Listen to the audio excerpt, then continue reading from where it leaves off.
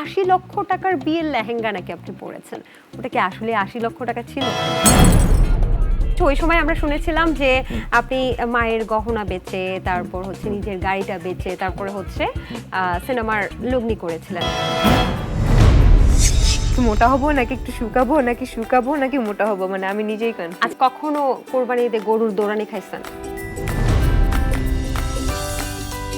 নায়িকা হওয়ার জন্য অডিশন দিতে হয়েছে, ছবি তুলতে হয়েছে, আচ্ছা, সবকিছু মিলে এত ইজি না, এত ইজিলি সবকিছু পাইনি। সবাইকে আপনি দেখেন? সেও আমাকে তুমি ডাকার পারমিশন দেয়নি এবং আমার ইচ্ছাও করেনি।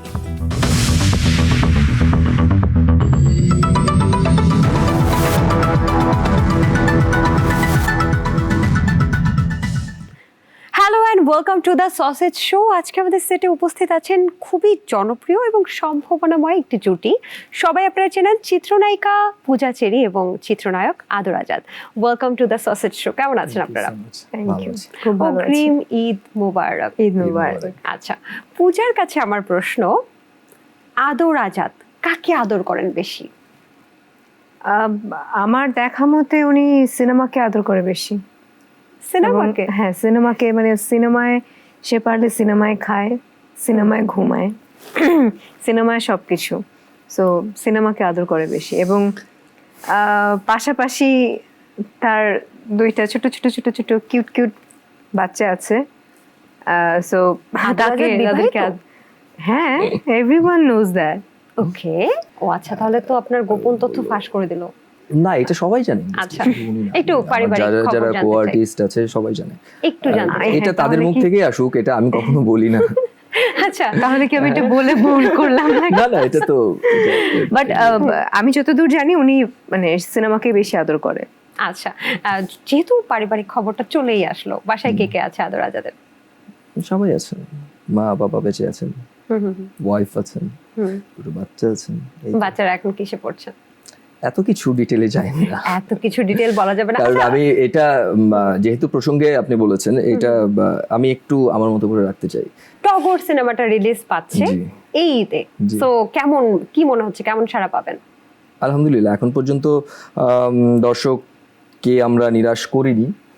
দর্শকের প্রচণ্ড ভালোবাসা পেয়েছি, সেটা ইউটিউবের কমেন্টস কিংবা ফেসবুকে গেলে, কিংবা যারা যারা টগর সিনেমাটাকে প্রমোট করছে বা নিজের ইচ্ছাতেই যাদের ভালো লাগছে তারা ভালো বলছে। ইভেন তারা একটা সিনেমাকে নিয়ে আমাদের দর্শক মহল থেকে একটা ভালো, তারা একটা আশা দেখছে যে এটা ইনশাল্লাহ ভালো কিছু দিতে পারবো তাদেরকে। ইভেন আমরা চেষ্টা করেছি, হতাশ করবো না দর্শককে। আচ্ছা, আমি যতটুকু জানি যে পূজা চেরির একটা নাম যেটা আমরা জানতাম না, সেটা হচ্ছে জয়িতা। এটা কি সত্যি? একদম, এই নামটা কে 100% সত্যি। এইটার পেছনের গল্প হচ্ছে আমার মা, যিনি মারা গেছেন, উপরওয়ালা তাকে স্বর্গবাসী করুক, অবশ্যই। সে তার খুব শখের একটি নাম ছিল জয়িতা, এখনো আছে। এখনো যারা যারা আসলে একদম ভেতরকার মানুষ তারা আমাকে মাঝে মাঝে জয়ী, জয়িতা বলে ডাকে, এবং ডাক নাম তো পূজা।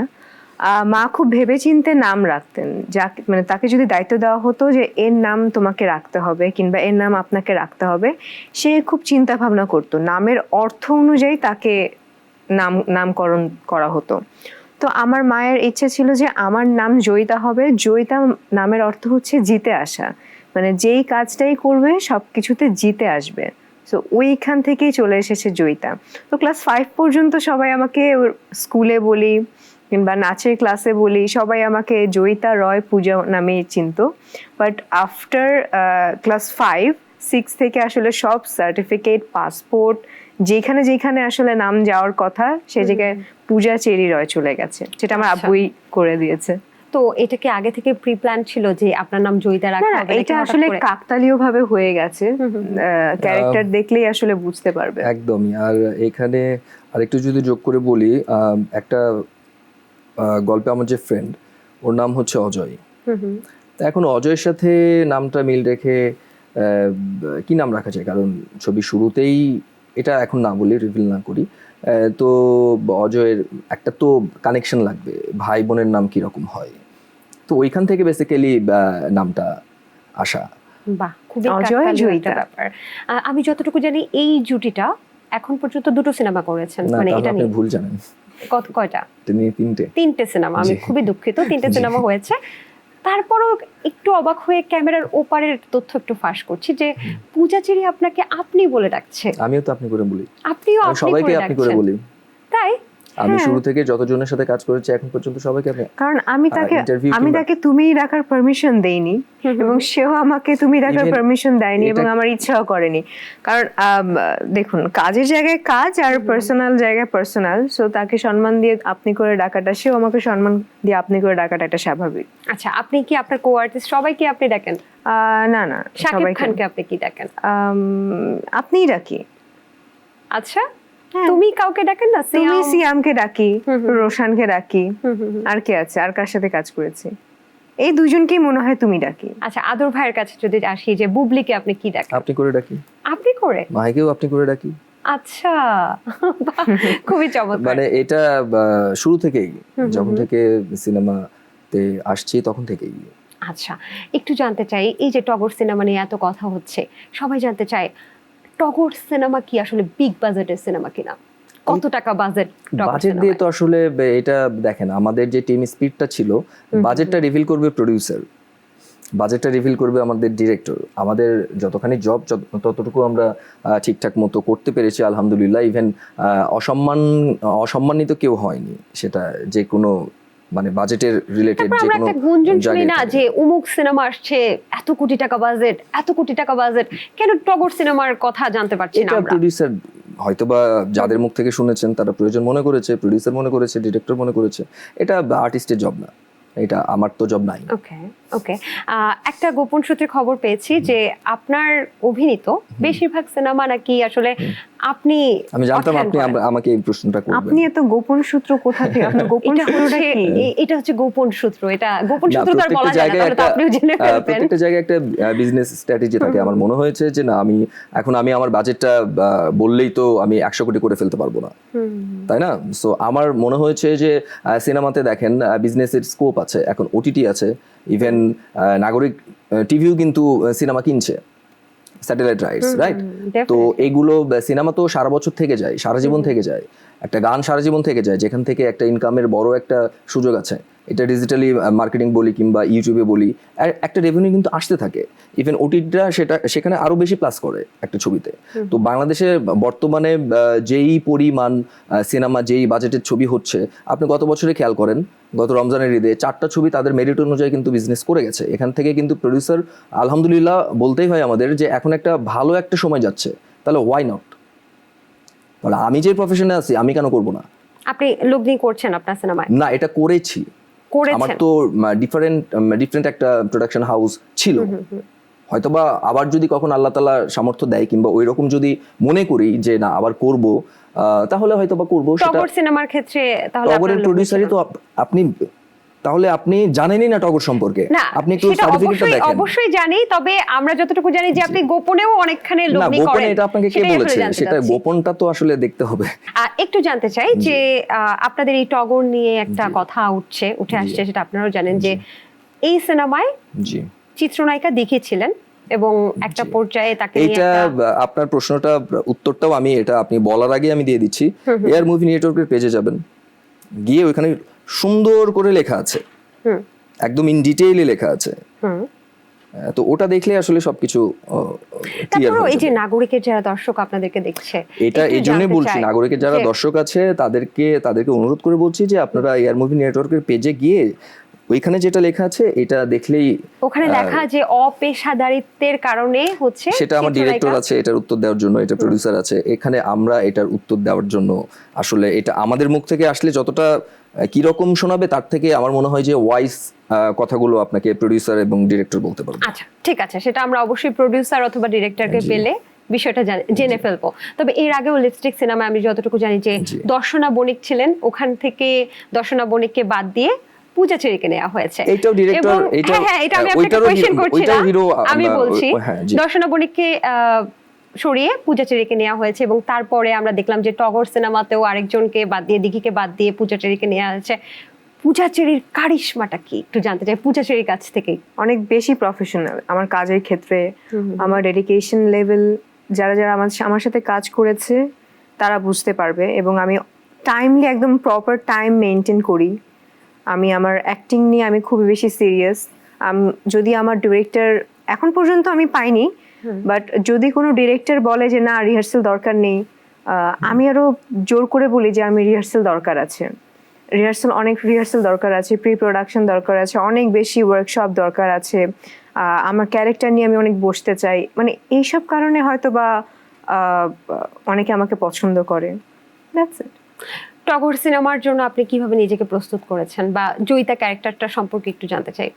দেখুন, ফার্স্টে আসলে যেই গল্পটা ছিল, কেউ তো আসলে গল্প চেঞ্জ করতে পারে না, এটা তাদের আসলে একদম মানে ভেতরকার একদম নিজেদের একদম কি বলে আপনার কথা অনুযায়ী ব্রেন চাইল্ড এটা। সো ওই জায়গা থেকে যখন আমি ইনভলভ হয়েছি তখন দেখা গেল আমি আমার কিছু ক্যারেক্টার আমি একটু চেঞ্জ করলাম, কিংবা আমি জয়িতা আগে যেরকম ভাবে স্ক্রিপ্টে লেখা ছিল ওইটা হালকা একটু চেঞ্জ করে আমি আমার মতন করে আমি একটু আনলাম, হয়তোবা ওনার কিছু চেঞ্জেস আনলাম, টগরের কিছু চেঞ্জেস আনলাম। আমার চেঞ্জেসটা ছিল হচ্ছে আমার পুরো কস্টিউম। সবসময় তো আমি ক্যারেক্টারাইজেশন জায়গা থেকে, সো আমি নিজেকে সবসময় কি দেখে এসেছি। আমি যদি শুরু করি নূরজাহান, পোড়ামন 2, দহন, প্রেমামা 2, সব কিছু যদি শুরু করি সবসময় আমার দেখা গেছে সালোয়ার কামিজ। তো এইখান থেকে বের হওয়ার পর আমি একটা উদাহরণও দিতে চাই।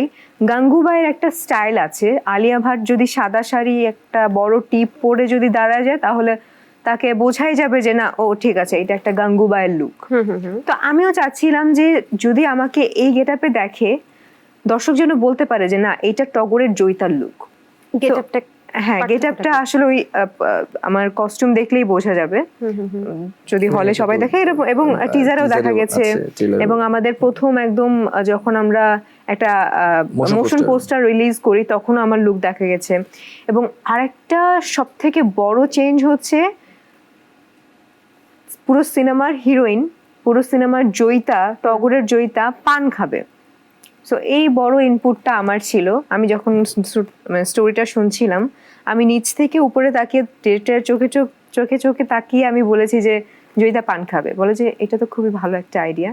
সো এই ছোট ছোট ইনপুট, ছোট ছোট চেঞ্জেস আসলে টগরকে অনেক বড় একটা কিছু করে ফেলেছে। বাহ। পূজা চেরি টগর সিনেমায় অন্যান্য যে কোনো নায়িকাকে কি ছাপিয়ে গেছে? কি মনে হয় যে পূজা চেরির জন্য এই টগর সিনেমার এই জয়িতাটা কি পারফেক্ট ক্যারেক্টার? 100%। কেন সেটা মনে হলো একটু যদি এটা হচ্ছে ওই যে তার ক্যারেক্টারাইজেশনের জায়গা থেকে, ইনপুটের জায়গা থেকে, কিংবা মানে সব কিছু মিলে যে ওই যে যেটা বললো যে পান খাচ্ছে কিংবা পানটা এইভাবে খাবে, পানের পিকটা এইভাবে ফেলবে, তারপর যদি লেগে থাকা কিংবা টাইম অনুযায়ী সব কিছু ফলো আপ করানো। কারণ আমাদের তো দিন শেষে কি হয়, একটা গ্রুপ থাকে, সেটা হচ্ছে সিনেমা রিলেটেড। যে কোনো সিনেমাই করি না কেন এখন তো মানে হোয়াটসঅ্যাপে একটা গ্রুপ কিংবা মেসেঞ্জারে যেটাই হোক না, সোশ্যাল মিডিয়ার, তো ওই জায়গা থেকে ধরেন যে সবচাইতে বেশি অ্যাক্টিভ আসলে তাকেই পেয়েছি আমরা সবসময়। ইভেন সেটা অন টাইম শুটিং বলেন, যেটাই বলেন না কেন, শুটিংয়ের জায়গাটা থেকে, গল্পের জায়গাটা থেকে। তো এইটা নিয়ে যখন একজন মানুষ চিন্তা করে তখনই তো আসলে সে ক্যারেক্টারটা হয়ে উঠতে পারে। ইভেন তার থেকে ভালো আর কেউ পারবে না, এটা আমার মনে হয় না। মানে সেটা যেই পার্সনটাই হোক না কেন, এটা আপনি হলে আপনিও। একদমই। শুটিং সময়কালটা কতদিন ছিল? মানে একদম এক্স্যাক্টলি বলা যাচ্ছে না, মানে 1 মাসের মতো প্রায় শুটিং করতে হয়েছিল। হ্যাঁ অলমোস্ট। সেই সময় নিশ্চয়ই কোনো মজার অভিজ্ঞতা হয়েছিল আপনাদের? মজা তো, আমি সেটে থাকলে, আমি খুবই চঞ্চল একটা মেয়ে, আমি সেটে থাকলে সবসময় সেটটা মেতে থাকে। এবং আমাদের গানের শুটিং এর সময় যখন আমি মেকআপ রুমে রেডি হচ্ছিলাম তখন শুনছিলাম যে ছেলেমেয়েরা যারা ব্যাকগ্রাউন্ড ডান্সার ছিলেন তারা মানে কোনো রকম ঠিক আছে নাচছে গাইছে। যখন আমি এন্ট্রি নিলাম তখন মেকআপ রুমে আরেকটা ডান্সার ছিল, তার সাথে মানে মোটামুটি সবারই খুব ভালো সম্পর্ক। তখন সে বুঝতে পারলো এই তো সবাই চিয়ার আপ, তার মানে পূজা চেরি আসছে, পূজা আপু আসছে, দ্যাট মিনস মানে এর জন্যই সবাই অনেক চিয়ার আপ। সো এরকম টাইপের, আমি এমন টাইপের একজন নায়িকা, অনেকে এটা অবাক হয় যে নায়িকা এমন কেন, মানে হয় না গাড়ি থেকে নেমে আগে মেকআপ রুমে আমার পানি দাও, আমার জুস দাও। আমি এরকম টাইপের না, আমি আগে গিয়ে রান্নাঘরে দেখি পাতি লুটিয়ে যে পাতিলের ঢাকনা উঠিয়ে কি রান্না হচ্ছে দেখি তো একটু। আপনি এমনও খাওয়া দাওয়া হয়েছে করেন? এমনও হয়েছে শুটিংয়ে আমরা শুটিং শেষ করে যাচ্ছিলাম, আমাদের লাইন প্রোডিউসার যে এক্সিকিউটিভ প্রোডিউসার যিনি ছিলেন হঠাৎ করে ইলিশ মাছ দেখলো, তো আমি আসে মুখোমুখি তাকিয়ে দেখলাম, দেখার পরে বললাম যে ঠিক আছে চলেন ইলিশ মাছ রান্না করি। তো ইলিশ মাছ রান্না করে পান্তা ভাত করে সবাইকে পান্তা ভাত খাইয়েছি, ইলিশ মাছ ভাজা সব কিছু মিলিয়ে the moment was so good, experience was so আচ্ছা, তার মানে বোঝা গেল যে পূজাচেরি ভালো রান্না করে। আমি জানি না, এদেরকে খাইয়েছিলাম। কেমন রান্না করে পূজাচেরি? ভালো। তো এই আপনি এমন ভাবে বলছেন, ঠিক আছে। ভালো। এই খাওয়া দাওয়া কি খালি শুটিং সেটেই হচ্ছে নাকি পূজাচেরির বাসায় দাওয়াতও পেয়েছেন মাঝে মাঝে, কোনটা? না, উনি হচ্ছে লাস্ট আমাদের সবাইকে এয়ার মুভি নেটওয়ার্ক টিমকে উনি লাস্ট কবে এটা কি ছিল একটা পয়লা বৈশাখে খুব সম্ভবত, হ্যাঁ পয়লা বৈশাখে উনি বাসা থেকে রান্না করে নিয়ে এসে আমরা ফুল টিম মিলে আমরা মানে বাসায় দাওয়াত দেয়নি? বাসায় আমরা তো কাজেই ব্যস্ত। আমরা টগর যখন থেকে শুরু হয়েছে তখন আমি বাসায় কখন মানে কতটুকু সময় থাকে আমি নিজেও জানি না, তো এদেরকে বাসায় মানে দাওয়াত দেওয়ার টাইমই বা কোথায়। শেষ করি টগরের জার্নিটা কবে শেষ হবে জানি না। এটা ইম্পর্টেন্ট না যে সে রান্না করে নিয়ে এসেছে, রান্না করে একটা টিমের জন্য নিয়ে এসেছে। কেমন ছিল রান্নার স্বাদ? খুব ভালো ছিল, খুবই ভালো খুব ছিল। ভালো ছিল। এটাকে ভয়ে না না না, ওইটা বিরিয়ানি ছিল, এটা ভালো ছিল। আচ্ছা, শুটিং সেটে পূজাচেরি কি খুব রাগ করে বা কিছু করে? না, ওই যে যেটা না ওইটা যেটা বললো কোনো সমস্যা নাই আমি সেটা বলবো না। হ্যাঁ একটা সমস্যা আছে, একটু আর্লি মেকআপে বসা, এটা আর অন্যান্য অনেকজনের কারণে এটা একটু ঝামেলা হয়ে যায়, কারণ ঘুমাইতে পারে না অনেকে ঠিকঠাক মতো। আমি আমার কথা বলছি, ঠিক আছে? কারণ যখন নায়িকা হচ্ছে মেকআপে চলে যায় তখন কিন্তু তার আগে কিন্তু একটা কল চলে আসে যে আর 10 মিনিট লাগবে, আর 5 মিনিট কিংবা 20 মিনিট লাগবে। এটাকে আমি কমপ্লিমেন্ট হিসেবে নিব নাকি কি হিসেবে নিব আমি বুঝতে পারছি হচ্ছে এছাড়া ধরেন ওই যে যেটা বললো সে যে টিমকে পুরোই হচ্ছে সেটা ক্রু হোক কিংবা যে কোনো মেকআপ আর্টিস্ট থেকে কস্টিউম থেকে শুরু করে প্রোডাকশনের লোকজন, আর্ট ডিরেক্টর কিংবা আর্ট টিম, যারা যারা আসলে একটা সিনেমার সাথে যাদেরকে দরকার হয়, যারা মেজর পার্ট, এরা সবাই আসলে খুব এনার্জেটিক হয়ে যায়, খুব চার্মিং হয়ে যায়, কারণ ওই মানুষটাই এরকম। আচ্ছা, দেখেছেন আপনার আরো বেশি বেশি করে খাওয়াতে হবে, কারণ আপনার সম্পর্কে কত প্রমোশন করে দিচ্ছে। না এটা নট লাইক দ্যাট যে খাওয়ানোর জন্য, এটা মানে আপনি চোখের সামনে যেটা দেখবেন সেটা তো বিশ্বাস করবেন, রাইট? একটা ট্যাগলাইন শুনলাম আমরা আপনাদের হচ্ছে টিজার থেকে যে জয়িতা আমার রক্ষিতা না, জয়িতা আপনার বউ। জি, এই ট্যাগলাইনটা যদি আপনার কণ্ঠে একটু ওনার দিকে তাকিয়ে শুনতে চাই। এটা অনেকবার বলেছি, এটা ওনার দিকে তাকায় তো ওনাকে বলবো না, এটা আপনার দিকে তাকায় আমি বলতে পারি, কারণ এটা যখন ডায়লগটা দিয়ে দিয়েছি তো তখন ধরেন ওইখানে একটা মোমেন্টটা না বলি, যে মোমেন্টে এটা একটা টিজ মূলক, কারণ আপনি দেখেছেন যে আমরা গল্পের জায়গাটা থেকে আমরা কি অনেক ভায়োলেন্স দেখবো ওখানে? ডেফিনেটলি আপনি টিজার দেখেন, টিজারে যতটুকু আছে, সিনেমা তো টিজারের একটা 2 ঘন্টার একটা জার্নি দিবে, আর টিজার তো আপনাকে জাস্ট একটা 1-1.5 মিনিটের কিংবা ট্রেলারের কথা যদি বলে 2.5 মিনিটের একটা জার্নি দিবে। তো ওইখানকার সিচুয়েশনটাই এরকম ছিল যে আসলে এখানে বেশ কিছু জিনিস আছে যেগুলো আমি আসলে রিভিল না করি। আমরা কিছুদিন পর আবার হয়তো আপনার সাথে দেখা হবে, তখন এসে এই সম্পর্কে বলবো। সো এটা ওই সময়ই বলবো। একটা ডায়লগটা জয়িতা কোনো রক্ষিতা না, জয়িতা আমার বউ। এই অভিনয়টা দেখতে চাই। অভিনয় দেখতে হলে হলে যেতে হবে। ও আচ্ছা, হ্যাঁ আপনি বলার পরে এই ডায়লগটা খুবই আমাদের টিজারের ফার্স্ট ডায়লগ ছিল, এই ডায়লগটা খুবই মানে দর্শককে কানেক্ট করতে পেরেছে গল্পের জায়গাটা থেকে। একদমই, অনেকটাই। কারণ টগর তো শুধু এটা কোনো অ্যাকশন ছবি না, কোনো রোমান্টিক ছবি না, কোনো বন্ধুত্বের ছবি না, কোনো সমাজের ছবি না, এককভাবে না, সবভাবে এখানে বন্ধুত্ব আছে, ভালোবাসা আছে, অ্যাকশনের জায়গাটা থেকে আছে, মানে সবকিছু আছে। মানে বলতে গেলে আসলে এটা ওয়ান ম্যান শো না, এটা আসলে পুরো মানে প্রত্যেকটা ক্যারেক্টারের আলাদা আলাদা একটা পরিচয় আছে। কিন্তু আমার একটা প্রশ্ন, এটা কি আসলে নায়ক ধর্মী সিনেমা? কেন টগর নাম হলো? আমি যতটুকু জানি নায়কের নাম হচ্ছে টগর, কেন টগর নাম হলো, কেন জয়িতা হলো না? এটা বুঝতে হলে আপনি কালকে হলে গিয়ে আপনি কালকে ছবিটা দেখেন, তাহলে বুঝবেন। আদর আজাদ নামটাই কি সুন্দর লাগে। এই নামটা রেখেছে কে? আব্বু। আব্বু কেন? আপনাকে দেখে কি আদর আদর মনে হয়েছে? ছোটবেলায় এটা হয়তো বা মনে হয়েছে, তার একটু মোটা সোটা ছিলাম। আপনি মোটা সোটা ছিলেন? হ্যাঁ, এটা শুনছি এটা। আচ্ছা, পূজাচেরি বলছিল যে সে খেতে খুব পছন্দ করে, মানে গিয়েই দেখে। আপনি বলছিলেন গিয়েই দেখেন আগে কি রান্না হয়েছে। না না, খাওয়ার জন্য না, আমি মানে একটা এক্সাম্পল দিলাম যে আমি গিয়ে দেখি কি রান্না হয়েছে, আচ্ছা ঠিক আছে এটা রান্না হবে, এটা আজকে খাওয়া হবে। তো খেতে আমি পছন্দ করি না, যতটুকু খাওয়া দরকার ওটা খাই। আর আবার ইদানিং হয়েছে খেতেও ইচ্ছা করে না।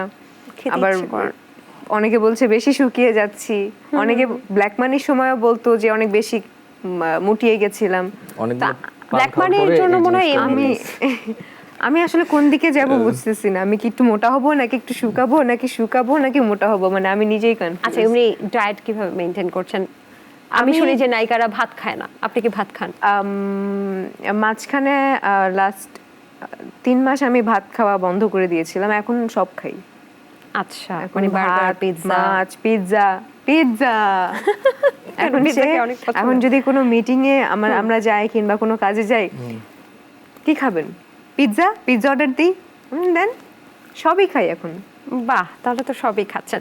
একটা বিষয় জানতে চাই যে পূজার কাছে ও সুন্দরী নাকি সাবিলার লিচু বাগান, কোনটা বেশি হিট হলো, কি মনে হয়? আমার তো মনে হয় মানে যেহেতু উৎসব মুখর একটা দিন ঈদ, যেই গানগুলো রিলিজ হয়েছে সবই তো একদম সবই তো হিট। আচ্ছা, নিজেরটা তো অবশ্যই ভালো লাগবে, তবে সাবিলা নূরের যে নতুন লিচু বাগান, এই গানটা আপনার কাছে কেমন লেগেছে? খুবই ভালো লেগেছে এবং দুর্দান্ত পারফরমেন্স। আমার পক্ষ থেকে তো পুরো টিমকে শুভকামনা, এবং রায়হান রাফি যে কিনা আমার ফরেস্ট সিনেমা ডিরেক্টর, তার জন্য তো সবসময় শুভকামনা থাকবেই। আচ্ছা, ভবিষ্যতে কি সাবিলা নূরের সাথে কখনো আপনাকে জুটি হিসেবে দেখবো আমরা? প্রোডিউসারদের বলতে হবে, আপনি প্রোডিউস করেন একটা। আচ্ছা, প্রোডিউস করলে পরে এটা তো সম্পূর্ণ এটা ডিপেন্ড করে প্রোডিউসার, প্রোডাকশন এবং হাউস, গল্পের উপর। তারপরেও একই জায়গায় কাজ করলে তো সবার সাথে কাজ করতে হবে। আচ্ছা। তো সেটা তো স্থান, কাল, পাত্র, সেটা সেখানে যেরকম সময় হবে, যখন হওয়ার কথা তখন সেটাই হবে। এই যে ও সুন্দরী যে গানটা, সেখানে আমরা দেখেছি একেবারে খুব সুন্দরভাবে আমরা পূজা চেরিকে দেখতে পেরেছি সেখানে, এবং পূজা চেরির নাচ সম্পর্কে আমি নতুন করে আবার কিছু নাই বলি, কারণ সবাই জানে যে আমি যদি বলি চিত্রনায়িকা এবং আইটেম গার্ল হিসেবে আমরা যেটাকে বুঝি, সব কিছুতেই যেন পারফেক্ট। এই ও সুন্দরী গানটা অনেকে বলছে যে একটা বিজ্ঞাপনের ট্যাগলাইন কপি করেছেন, তো এটা নিয়ে কি বলবেন আপনারা? প্রথমত আমি এইটা ক্লিয়ার করতে চাই, I am not an item girl. কারণ আইটেম গার্ল কাকে বলে, যেটা আসলে সিনেমায় তার কোনো কিছুই নেই, কিন্তু একটা গান সে করে দিয়ে গেছে। মানে আইটেম সং এ তো আপনি পারফরম্যান্স করেছেন। হ্যাঁ, আইটেম সং এ পারফরম্যান্স করেছি, কিন্তু ওই সিনেমার পাত্রী হিসেবেই করেছি। আমার ক্যারেক্টার ডিমান্ড করেছে দেখে আমি করেছি। আমার প্রত্যেকটা সিনেমা যদি আইটেম সং থাকে, সেটা আমি পারফর্ম করি।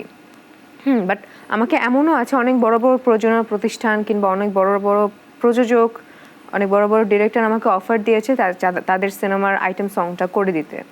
নাম মেনশন ডেফিনেটলি করব না, বাট আমি করিনি। আমার একটা কথাই হচ্ছে যে আমি আমার সিনেমা বাদে আমি অন্য কোনো আইটেম সং কিংবা অন্য কিছুতে পারফর্ম করব না, এবং আমি তো ক্যামিওতেও এখন বিশ্বাসী না। কারণ আমার এখনো সেই মানে এইজ কিংবা আমার এখনো সেই যোগ্যতা হয়ে ওঠেনি যে আমি একটা সিনেমাতে ক্যামিও দিব। ক্যামিও কারা দিবে? শাকিব খানের মতন বড় সুপারস্টার ক্যামিও দিবে, তারপর ববিতা ম্যামের মতো, আলমগীর স্যারের মতো, শাবানা ম্যামের মতন, শাবনুর ম্যামের মতন স্টার, বড় বড় স্টাররা ক্যামিও দিবে। সো আমার সেই যোগ্যতা এখনো হয়ে ওঠেনি। তাদের মতন হতে গেলে আমার আরো অনেকবার জন্মগ্রহণ করতে হবে। সো এটাই। ও সুন্দরী গানের একটু অভিজ্ঞতা জানতে চাচ্ছি, এবং বলছিলাম যে এটা কি কোনো অ্যাডভার্টাইজ থেকে কপি কিনা? না, এটা অনুপ্রাণিত। ইভেন সেটা tiger media channel, air movie network, এখানে সুন্দরভাবে উল্লেখ করা আছে। আর আপনি কতটুকু নিতে পারবেন একটা বিজ্ঞাপনের জিঙ্গেল থেকে হোক আর যেখান থেকেই হোক, অবশ্যই অনুপ্রাণিত। কিংবা এই কথাটা আমরা অনেক আগে শুনেছি, ছোটবেলায় শুনেছি, একটা বিজ্ঞাপনের একটা ছিল, তো ওইখান থেকে হয়তো বা আমার এটা গানটি লিখেছেন রবিউল ইসলাম জীবন ভাই, শুরু করেছেন সুরসঙ্গীতে, পরিচালনায় ছিলেন ইমরান ভাই, অ্যান্ড কণ্ঠ দিয়েছে ইমরান ভাই অ্যান্ড আতিয়া আনিশা।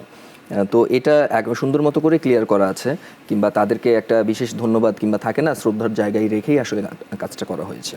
আচ্ছা, সম্প্রতি আমরা দেখলাম পূজা চেরিকে প্রায় 102 ডিগ্রি জ্বর নিয়ে র্যাম্পে হাঁটলেন, এবং কিছু গণমাধ্যমে নিউজ দেখলাম যে 80 লক্ষ টাকার বিয়ের লেহেঙ্গা নাকি আপনি পরেছেন। ওটা কি আসলে 80 লক্ষ টাকা ছিল? এটা যার কস্টিউম সে বলতে পারবে, ওটা তো স্পন্সর ছিল এবং আমার দায়িত্ব ছিল ওই ড্রেস পরে র্যাম্পে হাঁটা। That's it. আমি দাম আসলে আমি জানি না। আচ্ছা, আমার আপনি যতটুকু জব নিজেই আমি দাম এটা করে চলে এসেছি। নিজেই দাম জানেন না, অথচ গণমাধ্যমে এতগুলো নিউজ হলো যে 80 লক্ষ টাকা। এটা হয়তো বা যার কস্টিউম সে হয়তো বা রিভিল করেছে। Okay. আমার তো এটাতে মাথা ব্যথা হওয়ার কথা না, কিংবা মাথা ঘামানোরও দরকার নেই। সেদিন 102 ডিগ্রি জ্বর ছিল আদৌ? অবশ্যই ছিল, এখন এবং সুস্থ আমি আছেন? হ্যাঁ হ্যাঁ একদম এটা কি সুস্থ। টগর এখন সুস্থ সিনেমার- আছি বলতে এখন মানে ঈদ তো কালকে চলে এসেছে, প্রত্যেকটা জায়গায় প্রমোশন করতে হচ্ছে এবং গণহারে করতে হচ্ছে। অ্যাজ লাইক আমি গ্যাপই পাচ্ছি না, বাসায় যে একটু রান্না ভালো মন্দ রান্না করে নিজে খাবো সেটার সময় পাচ্ছি না, না খেয়েও দেখা গেলো বের হয়ে যাচ্ছি। সো ওই স্ট্রেসটা তো আছেই। আর ঠিকঠাক আছি, কারণ আমি প্রথমেই ক্লিয়ার করলাম না, আমি ভেরি প্রফেশনাল। আচ্ছা, সো আমার কাজটা যেন ঠিকঠাক থাকে, কারণ আমার পেছনে তো আরো 100, 150, 200, 300, 500 মানুষ কাজ করছে। সো ওদের পেটে লাথি দেওয়ার অধিকার তো আমার নেই। বাহ, চমৎকার। আদর আজাদের সম্পর্কে কোনো গুঞ্জন নাই কেন? গুঞ্জন আছে তো, আপনি জানেন না? হ্যাঁ জানি তো, কি আছে বলেন? জানি হচ্ছে লিপস্টিক সিনেমা নকল হয়েছে এবং সেটা হচ্ছে দরদ সিনেমার না, কপি এটা হয়েছে। তো তাহলে- দরদ সিনেমা তো এখন বের হয়েছে, তারপর আপনি দরদ সিনেমাটা দেখেছেন? দেখেছি। রিলিজের কতদিন পর? 15, 20, 30 দিন পর। ওইটা গুঞ্জন বলছি না, গুঞ্জন আছে আমি চেষ্টা করে যাই, আচ্ছা, স্টিল গুঞ্জন আমি কি আছে? ট্রাই করছি। কি ট্রাই করছেন? গুঞ্জন তৈরি আমি করা? যেটা করছি সেটাই, আমি কাজের কথা বলছি, আচ্ছা। সিনেমার কথা বলছি, যাতে প্রত্যেকটা ফেস্টিভ্যালে সিনেমা আসে, কিংবা এই চেষ্টাটা করছি কাজের জায়গাটা থেকে, এটা গুঞ্জন বলতে পারি। না, আমার প্রশ্নটা কিন্তু কিছুটা এড়িয়ে গেলেন। না, দরদ বলেন সিনেমা না। দেখার পর আপনার কি মনে হয়েছে এটা লিপস্টিকের কপি? না, এটা ধরেন যখন এটার আসলে কোনো সঠিক, যেটাই বলবেন না কেন এখন আপনি, তাহলে আমার ডিরেক্টরকে লাগতো এখানে কথা বলার জন্য, আমার স্ক্রিপ্ট রাইটারকে লাগতো কথা বলার জন্য। এটা তো কোনো না কোনো গল্পের সাথে কোনো না কোনো গল্পের মিল তো একটু হলেও তো থাকতেই পারে, থাকবেই। ভালোবাসা কিংবা আপনি যদি সঙ্গীতে যান, 6টা রিদমের পরে কিন্তু, কিংবা এটাকে কি বলে, 6 তালের পরে কিন্তু আর কোনো কিছু পাবেন না। এখন তোমার জন্য মরতে পারে ও সুন্দরী তুমি মালা, গলার মালা, এইটা যেই বিটে হচ্ছে, এরকম কিন্তু আরো 100টা গান আছে। সো এইটা আপনি দেখাচ্ছেন কিভাবে, এটা হচ্ছে বিষয়। না, আমার মনে হচ্ছে আপনি একটু একটু একটু করে এড়িয়ে গেলেন কথাটা। আচ্ছা যাই হোক, ব্যাপারটা হচ্ছে ওই সময় আমরা শুনেছিলাম যে আপনি মায়ের গহনা বেচে, তারপর হচ্ছে নিজের গাড়িটা বেচে, তারপরে হচ্ছে সিনেমার লগ্নি করেছিলেন। আমি বলেছি দেখে আপনারা মানে সবাই জানতে পেরেছে, শুনতে পেরেছে। সো প্রত্যেকটা ছবি একজন আর্টিস্টের কাছে একটা ইমোশন। উনি যেরকম বলে যে সিনেমা হচ্ছে বাচ্চা, বলবো না, অনেকেই তো, আমরা তো ইমোশনের জায়গা থেকে কি বলি, উনি তার সিনেমাটাকে একটু আগেই কিংবা বেশ কিছু ইন্টারভিউতে বলেছেন যে একটা সিনেমা হচ্ছে আমার কাছে মা বাবার সমান। তো এইটা তো এখানে আমরা যারা আর্টিস্ট, আমাদের কিন্তু ইমোশন অনেক বেশি কাজ করে। সো আচ্ছা, ওইটাই। ওইটা আমার প্রশ্ন না, প্রশ্ন হচ্ছে মায়ের জন্য গহনা কিনে দিয়েছেন পরে? এইটা আপনি যেটাই মা বাবার থেকে যেটাই আপনি নেন না কেন, আপনি ফেরত দিতে পারবেন, জীবনও পারবেন না, তার থেকে দামি কিছু দিলেও পারবেন না, কারণ ওইটা তো ওইটা অ্যানাদার ইস্যু, ওইটা ইমোশনালের অন্য জার্নি। ছোটবেলা থেকে ইচ্ছে ছিল যে আমি বড় হয়ে নায়িকাই হব? আমার আসলে এটা আমার না, এটা আমি বলবো আমার মায়ের খুব জেদ ছিল যে আমার মেয়েকে আমি নায়িকা বানাবো। এবং যেহেতু আমি কিছু বোঝার আগ পর্যন্তই, মানে আগ থেকেই আমি মিডিয়াতে রিলেটেড, সিনেমা করছি, টিভিসি করছি, ওইখান থেকে রিলেটেড যখন বুঝতে শুরু করছি, মানে করছিলাম কিংবা বুঝতে শুরু করা শিখেছি, তখন থেকে আসলে মাথায় ঢুকে গেছে আমি নায়িকাই হব। তো এই আর কি। বাহ, চমৎকার। এবং নায়িকা যে আসলে খুব প্ল্যান করে হয়েছি কিংবা প্ল্যান করে বানানো হয়েছে তাও কিন্তু না। এটার কাহিনীটা আমি ছোট করে একটু বলি। আমি যখন আমার মানে লঞ্চিংই তো হয় হচ্ছে জাজ মাল্টিমিডিয়ার মাধ্যমে। সো তখন আসলে আমি একটা সিনেমা, জাজের একটা সিনেমা শিশু শিল্পী হিসেবেই করেছিলাম। একটা সিনেমা শেষ করে তার পরে আমি দেশের বাড়িতে চলে যাই। তখন দুর্গাপূজা হচ্ছিল। তখন আব্দুল আজিজ স্যার, যিনি জাজ মাল্টিমিডিয়ার কর্ণধার, সে আমার মাকে ফোন দিয়ে বলে যে আপনারা কোথায়। তা আমার মা খুব সুন্দর করে বলে যে আঙ্কেল আমরা তো দেশের বাড়িতে আসছি, একটা ফেস্টিভ চলছে। তো তখন আজিজ স্যার বললেন যে আপনি পারলে একটু তাড়াতাড়ি পূজাকে নিয়ে চলে আসেন। তো আমরা তো ভেবেছি হয়তো বা অন্য কোনো সিনেমা, শিশু শিল্পী।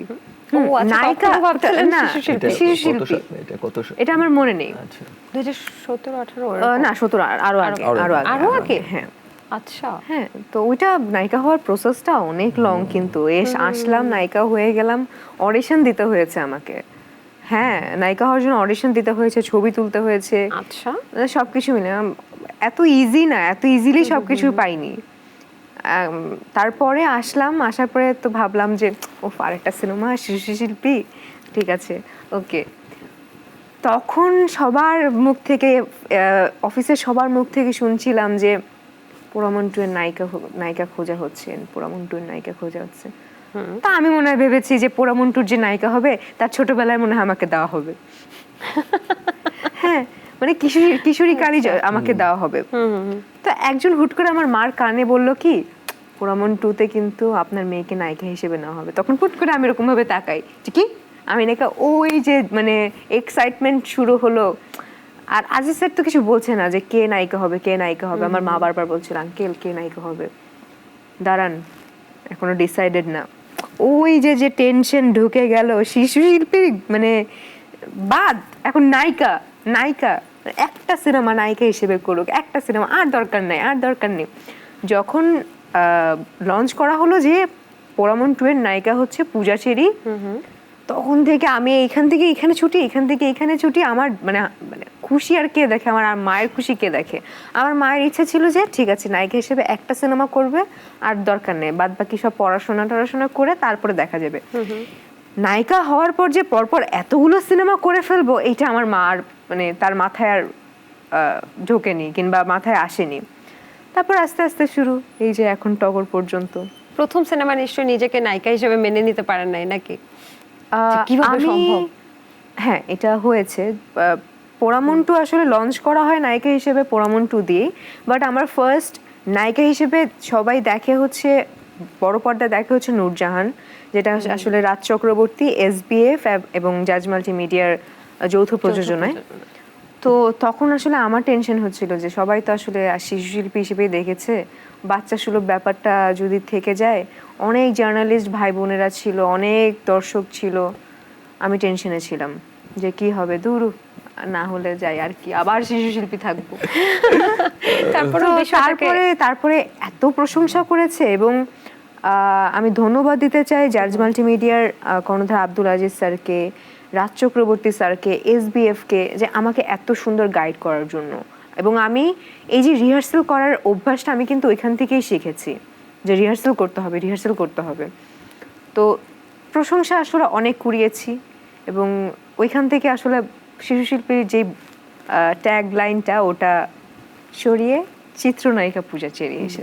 আমরা দেখেছি যে ব্ল্যাক মানিতে আপনি খুব সুন্দর অভিনয় করেছেন, এবং অনেক সিনিয়র আর্টিস্টরা সেখানে ছিল, যেমন আমাদের জনপ্রিয় চিত্রনায়ক রুবেল ভাই, তারপর হচ্ছে সুব্রত ভাই, অনেক সিনিয়র আর্টিস্টদের সাথে আপনি খুব সুন্দরভাবে অভিনয় করলেন এবং খুব সাহসী দৃশ্যে অভিনয় করেছেন।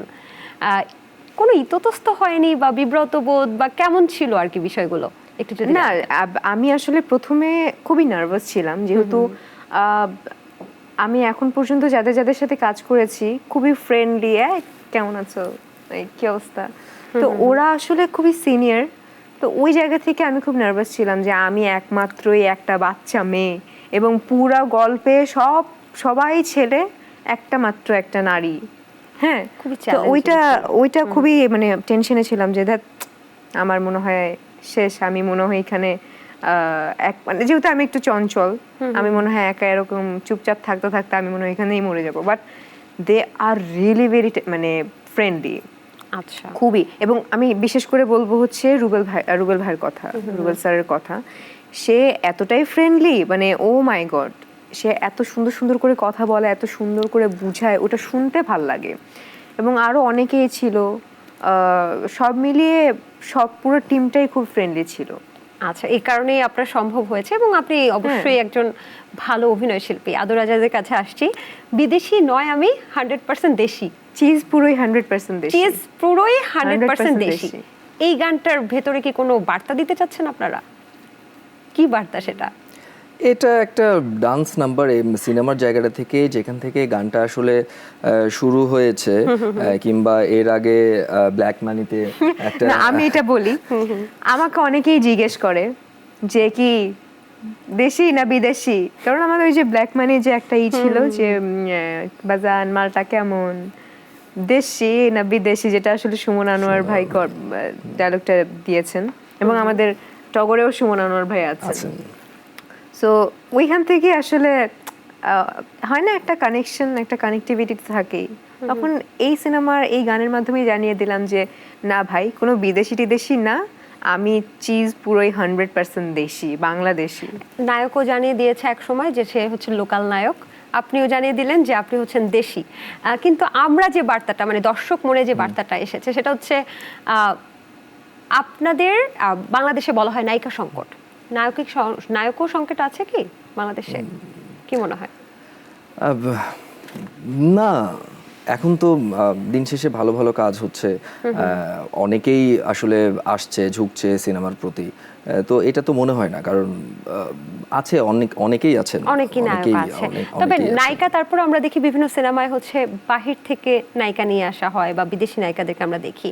সেক্ষেত্রে আমার কাছে মনে হয়েছে যে পূজা সেই কোনো একটা বার্তা দিতে চাচ্ছে যে না, 100% দেশি নায়িকারাও কিন্তু খুব সুন্দরভাবে এটা তো কল্পনা করে মাথায় আসে, খুব সুন্দর সিনেমা উপহার দিতে পারে, এমন কোনো বার্তা নয়তো সেটা না, এটা আসলে মাথায় আসেনি। না, এটা একদমই আমরা এটা মাথায় আসেনি, আপনি না বললে এটা বুঝতামই না যে বিষয়টাও এরকম হতে পারে। হ্যাঁ সিরিয়াসলি কিন্তু। আচ্ছা, টগর আগামীকাল রিলিজ পাচ্ছে, সো কেন টগর দেখবে দর্শক? টগর যদি এক কথাই বলি, এটা একটা ফুল কমপ্লিট প্যাকেজ, একটা কমার্শিয়াল সিনেমা, যেখানে কমার্শিয়াল এলিমেন্টস দিয়ে ভরা, যেটা একটা বন্ধুত্বের গল্প বলবে, একটা প্রেমের গল্প বলবে, প্রেমের জন্য তার কিংবা বন্ধুত্বের জন্য যে এটাকে কি বলে স্যাক্রিফাইসের যে জায়গাটা, কিংবা সব কিছু মিলে ওভারঅল কিংবা সামাজিক কিছু প্রেক্ষাপট এখানে তুলে ধরা হয়েছে, যেটা ভাল লাগবে দর্শককে। সোজা কথা 2 ঘন্টা 20 মিনিটের একটা জার্নিতে নিয়ে যাবে টগর।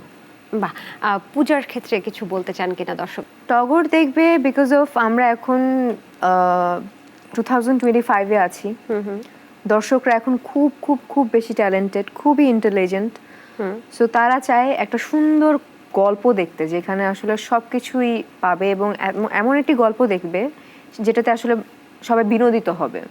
তো বিনোদিত করার জন্য আসলে টগর আসছে, এবং আমরা চাই একটা সিনেমাতে সুন্দর আর্টিস্ট, ভালো ভালো অ্যাক্টর অ্যাক্ট্রেসরা থাকুক, ভিজুয়াল খুব ভালো থাকুক, লোকেশন ভালো থাকুক, গান ভালো থাকুক, সব মিলিয়ে এমন একটা ফুল মাসালাদার কমপ্লিট প্যাকেজ টগর, যেটা আসলে মানুষকে মুগ্ধ করতে সাহায্য করবে। তো এই জন্যই টগর দেখবে। অসংখ্য ধন্যবাদ। আমরা অনুষ্ঠানটা শেষ করব, তবে ছোট্ট একটা র্যাপিড ফায়ার খেলতে চাই। ওকে ওকে ওকে ওকে সো প্রথমে আমি যার কাছে হাত দিব সে বলবে, ওকে? কোন জুটিটা আপনার কাছে সেরা লাগে, সিয়াম পূজা নাকি আদর পূজা? আদর পূজা। ওকে, আপনার ক্ষেত্রে? বোথ। ওকে, কে বেশি বড়লোক? একটা বলতে হবে না দুইটা বলতে হবে? একটা সময় নেই। কে বেশি বড়লোক? কে বেশি বড়লোক দুজনের মধ্যে? বড়। হ্যাঁ, যার মন বড় সে বেশি না, বড়লোক। টাকা পয়সার ক্ষেত্রে কে বেশি বড়লোক? এটা টাকা পয়সা, স্যালারি তো, কিংবা যেটা এটা মেয়েদের বয়স যেরকম জিজ্ঞেস করতে হয় না ছেলেদের কিংবা অ্যাক্টর অ্যাক্ট্রেসদের কাছে, তারা কি সেটাও জিজ্ঞেস করতে হয় না। আমরা এটা বড়লোকটা। ওকে, আচ্ছা, কোনো কিছু চুরি করেছেন কখনো কারো কাছ থেকে? কারো কাছ থেকে চুরি করিনি। এটা ছোটবেলায়, এটা ধরেন যে ওই যে যেটা হয় মানুষের গাছের আম, এই আম, এইগুলো সেম। আম চুরি করছেন? আম চুরি করেছি, কাঁঠাল। কখনো কোরবানি ঈদে গরুর দৌড়ানি খাইছেন? হ্যাঁ। আচ্ছা, শাবনূরের কি আছে যা আপনার নাই? শাবনূর আপু মানে যে অ্যাক্টিং, তার যে সৌন্দর্য, তার সবকিছু যা যা শাবনূর আপুর মধ্যে আছে কিছুই তো আমার মধ্যে নেই। যাক, এরই মাধ্যমে শেষ হয়ে গেল আমাদের হচ্ছে র্যাপিড ফায়ার।